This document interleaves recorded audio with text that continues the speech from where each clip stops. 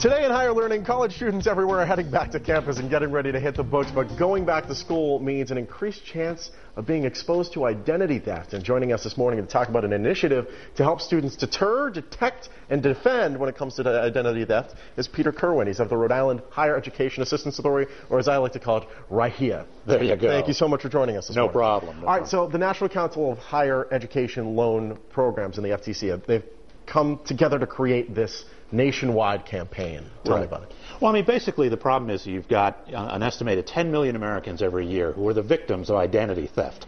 About a third of that group are people under 30, and most of those are college students. So the idea was to have this awareness campaign, give students a chance to find some information about how they can avoid becoming a victim of identity theft. And what they do is on their website, NCHELP, www.nchelp.org. NCHELP. NCHELP. Right.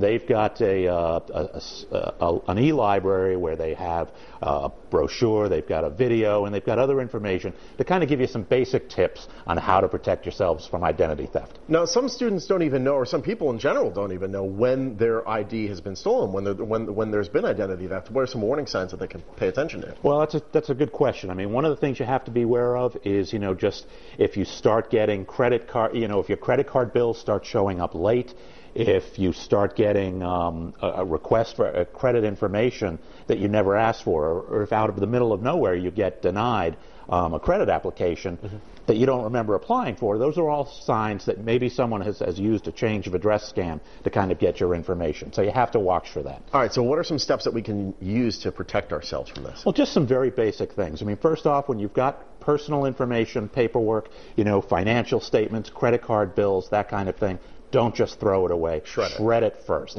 Very basic. Also, protect your Social Security number. Don't carry around the card in your wallet where it can be stolen.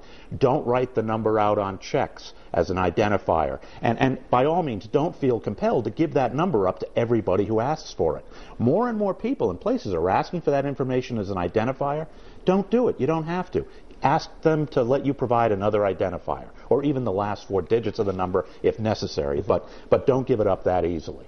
Also, when you maintain your information, that personal information, paperwork that has that, keep it in a secure place. I mean, don't leave it out. We all know what college dorms can be like. They can be Grand Central Station. For a lot of different things. Right. So you want to have it in a place where it's secure, where other people can't get at it. Right. Very basic stuff. Peter? Pleasure as always. No problem. Thanks so much for joining us. And hey, listen, if you want more information on protecting your identity or College Bound Fund, you can always head to our website. It's foxprovidence.com. Well, Edie, it's time now for some